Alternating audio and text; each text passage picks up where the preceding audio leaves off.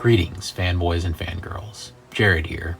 Today I come to you with not only a review of a very special figure, but a celebration of a century of terror. As of the date of my filming of this video, March 4th, 2022, it is now officially the 100th anniversary of the original theatrical release of the silent classic Nosferatu Symphony of Horror. For those unaware of Nosferatu's historical significance to the film community, it was one of the first adaptations of Bram Stoker's classic novel Dracula. However, since they were unable to secure the actual licensing to the book, the filmmakers instead opted to do their own version of the material, making many changes to the original novel. A complicated legal battle would ensnare the film for years, and eventually almost lead to its complete eradication after a settlement was reached with Bram Stoker's widow.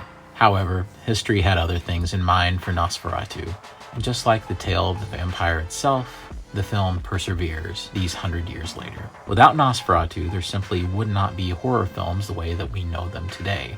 Its influence has been far and wide, its reach vast. All over the world, Nosferatu has influenced horror films. Although starting as a derivative of Bram Stoker's original tale, Nosferatu has definitely grown into its own kind of legend. And with this latest release from Mezco Toys being their second version of Nosferatu, they are looking to celebrate that 100-year legacy of terror.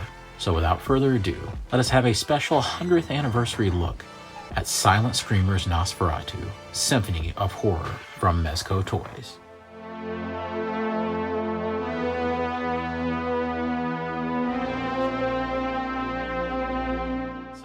It's definitely worthwhile to have a look at the beautiful packaging.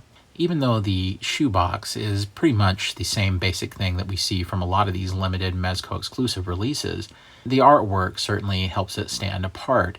As you can see, it's more of a revisionist take, offering a much more grisly, violent, and modern version of the horror icon. Moving on down the box, we can even see the famous silhouette of Count Orlok himself as he goes up the stairs from the classic scene in the film. Along with all the other Mezco standards that we've come to expect from their releases, inside of this box you will also find a decal version of this same artwork so that you can stick it on just about anything you would like. And just as I've done with many other Mezco releases before this one, there's many different alternate looks, costume pieces, and accessories to go over with this guy. I usually take the approach of dressing the figure down as we go, starting him out wearing as many of the additional costume pieces as possible, so let us begin. This version of Nosferatu is much more kitted out when it comes to the type of costume that he is wearing. To start with, we see Count Orlok in this really long cloak. I think this is a really impressive piece, and you can see that they have appropriately weathered it here with kind of a hard spray that goes on the bottom of this soft goods cloak. It's meant to simulate looking like, I guess, dirt or dust that has been dragged through. There is no wire at the bottom here. Instead, there is wiring in the front of the cloak, so you're able to get all sorts of cool poses. However, the wire is very long, so it can kind of roll around inside of the seam and can be a little unruly to deal with at times. However, if you work with it, you can get some really good stuff. There are slits right here in the cloak, so the hand can actually come right out. This is a great feature and helps to make the cloak a lot less cumbersome because you can get so many more poses. From the back here, you can see that it also is very nice and flowy, giving a very Victorian kind of look. Of course, this character is steeped in German Expressionism, and one of the best extensions of that, and as a new addition to this version of the figure, you get this incredible hat, looking very much like the German Expressionist style of the time. You can see that there is a wonderfully detailed and dry brushed feather right there coming out of the top. It almost looks as though Count Orlok is getting ready to maybe belt out a few yodels on top of a mountain.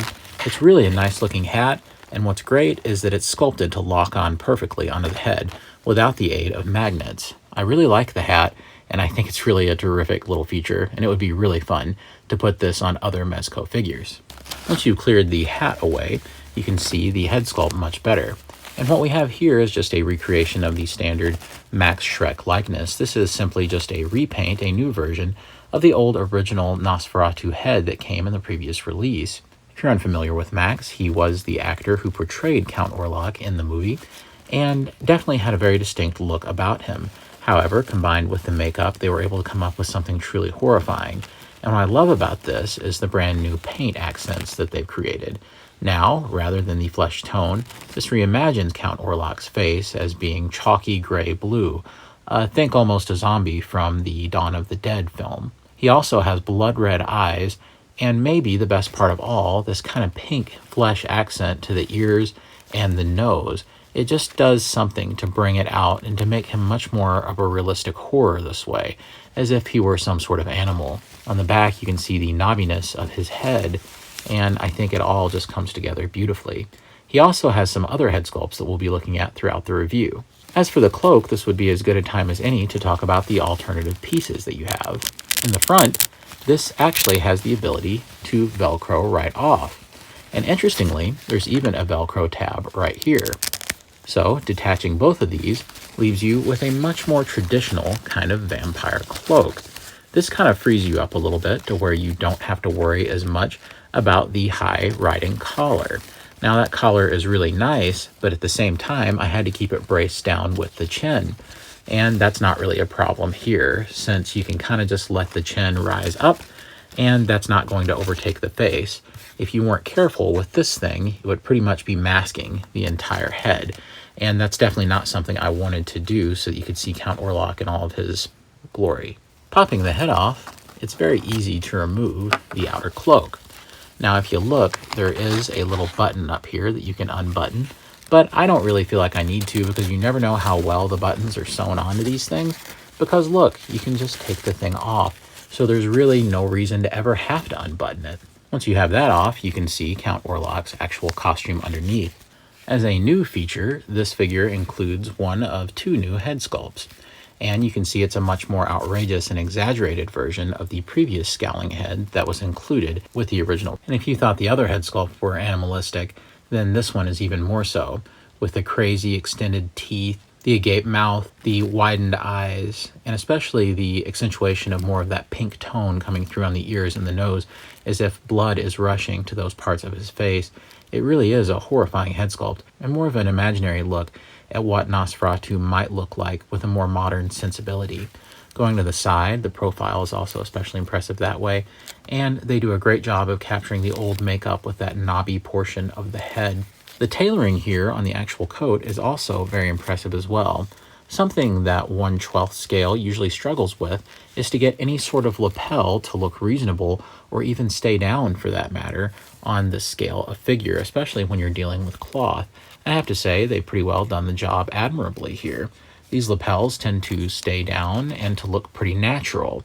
Of course, you can kind of continue to fool with them and get them to be even more realistic and natural as you work with it. Especially impressive, I think, is Count Orlok's kind of red scarf or sash that he's wearing right around his neck there. It does a great job of either looking like a scarf under the coat or simulating more of a sweater or a turtleneck. So I think it looks really nice, and that little extra bit of red really brings out the eyes on the figure. Moving on down, we have these little clasps that are simply glued into place.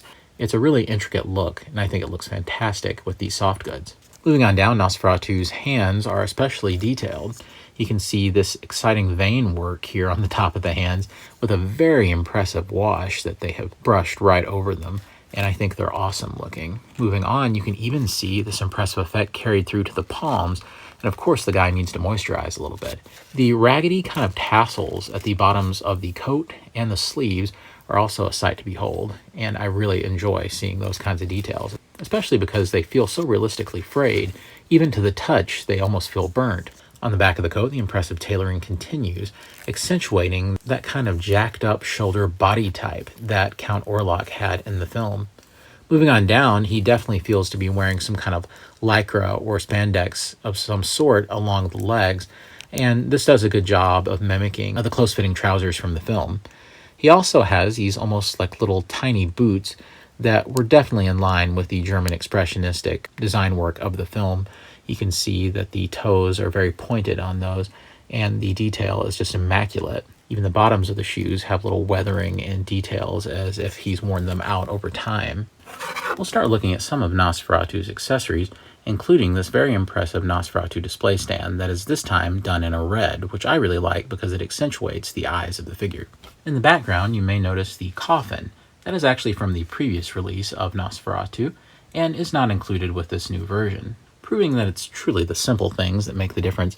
I love this absolutely ornate kind of mosaic lantern that Count Orlok includes. I really love these sculpted details and these very intricate paint heads to give it that mosaic look. This seems like something right out of Germany that would have been a real prop in a film. It has this handle on it that's very easy to come out of these loops, so you'll just have to watch it as you pose it around. And it's rather thin, but it feels fairly sturdy, so I don't think it's going to break anytime soon. It looks especially good when placed in Count Orlok's hands, of which there are many. Count Orlok includes some grabbing hands that look like this with the long accentuated fingernails, another grabbing hand, as well as a clasping hand for the lantern, and a special hand we'll look at later for an alternate portrait. Thankfully, switching the hands out is never too stressful with most Mezco figures.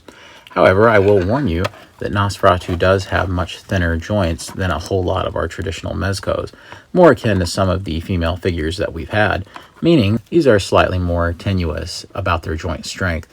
So just bear that in mind and be careful. And although it's not a very tight clasp or anything onto the handle of the lantern, it works fairly well.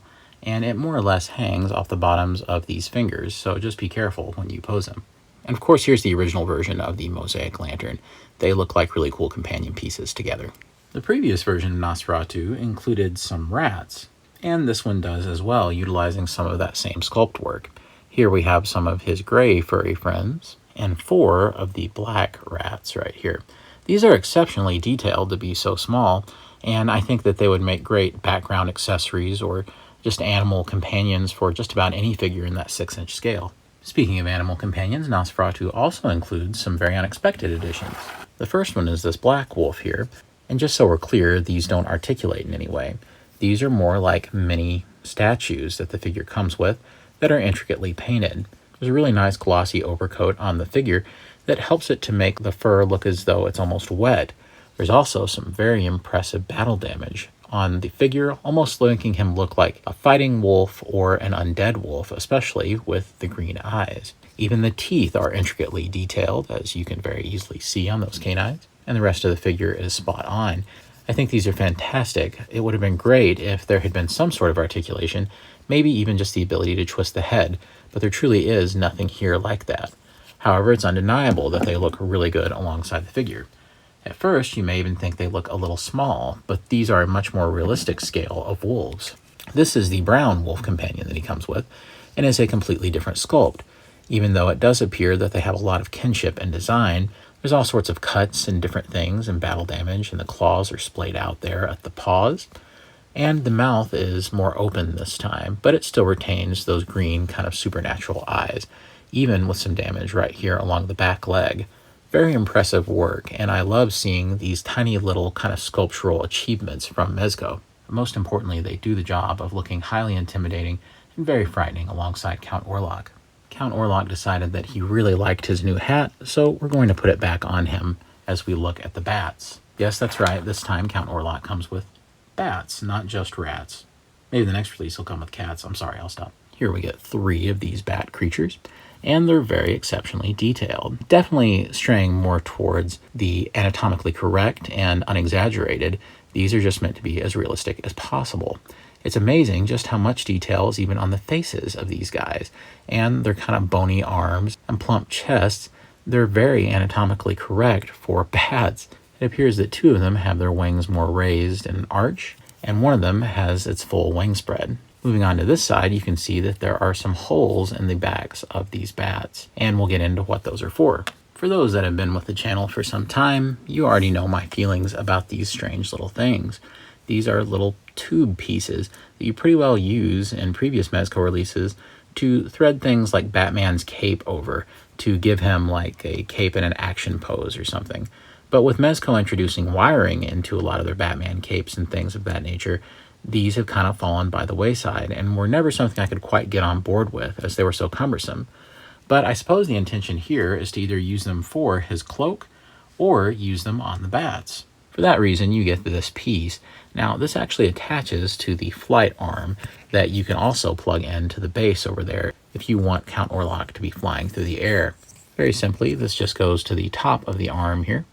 It clicks on, and then you're able to thread these into it. Once you have it in, it's just a matter of plugging the bat in on one end. I suppose you could Photoshop or work to get these wires out of the way in the background of Count Orlok. Of course, the intention is that you would clasp the figure's waist into the flight stand, not to mention that it was extremely difficult to get those wires into the bats. Another accessory that Nosferatu includes, which has become kind of a hallmark of a lot of Mezco releases lately, is one of these large smoke plumes. I actually really like these, even though they are made out of like packaging plastic, I guess is the best way to put it.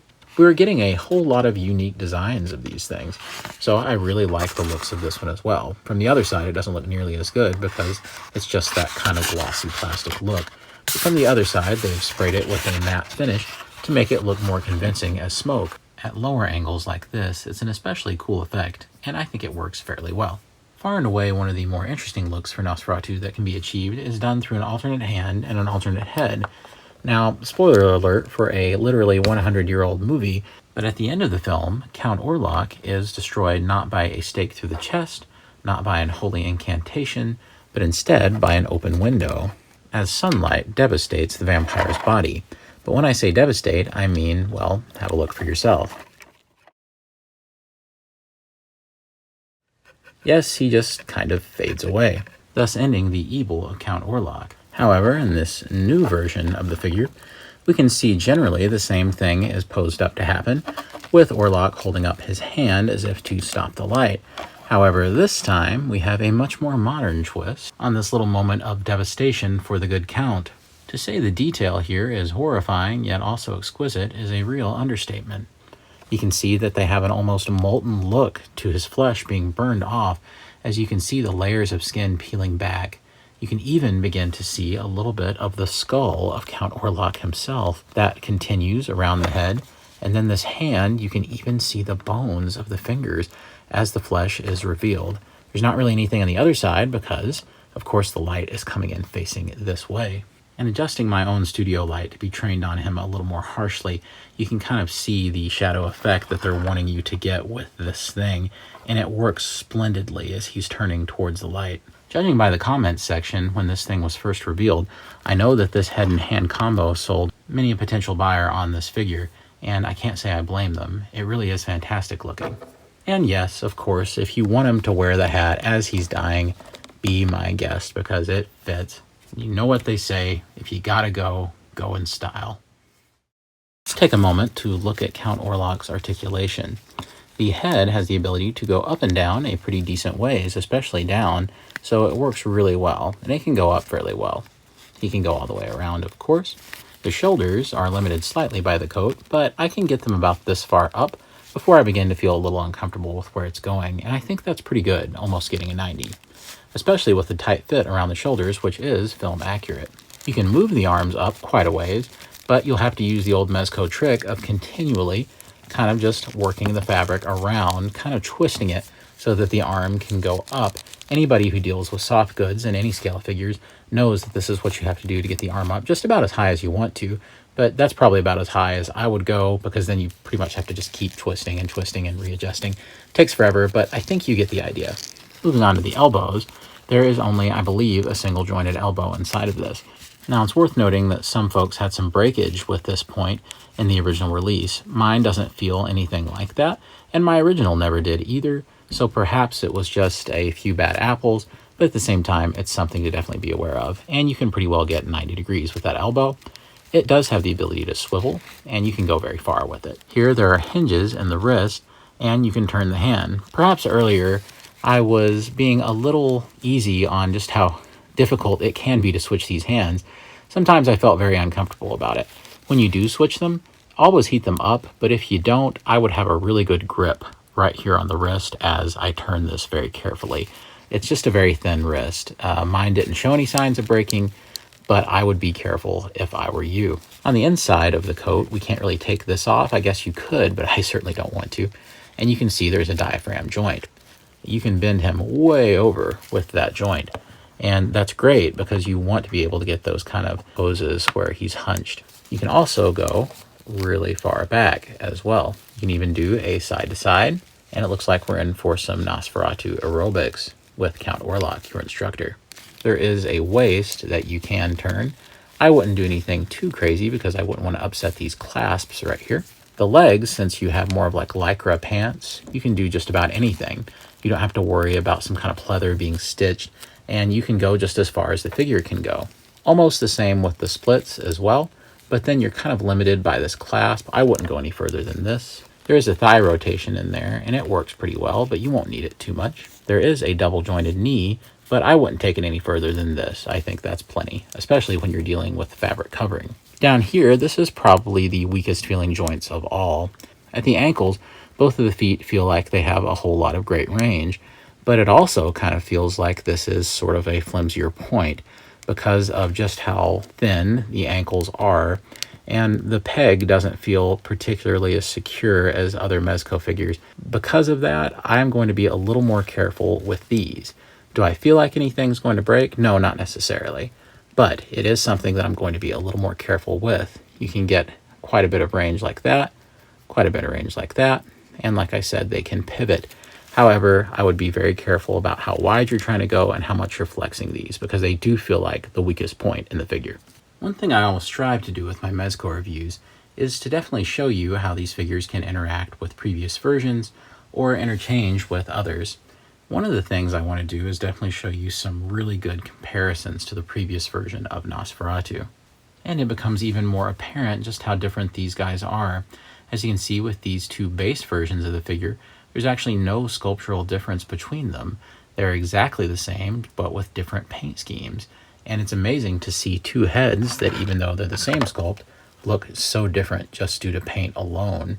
So it's a pretty cool effect to see them side by side, and if you're a completist like me, this is the kind of thing that gives you a little thrill. As a quick reminder for those who may have forgotten, the original Nosferatu comes with these two alternate heads, neither one of which matches the alternate heads that the new version comes with. However, there is kind of a facsimile here. I suppose a counterpart to the old original yelling head is this new, more extreme version. Looking at them in a little more detail, I suppose this one comes off much more bat-like, which would be appropriate since he actually includes the bats, and this one a little more rat-like. And of course, it's completely possible to interchange the heads. If you really wanted to, I suppose you could get your calm Count Orlok head and have it without the teeth for your new version.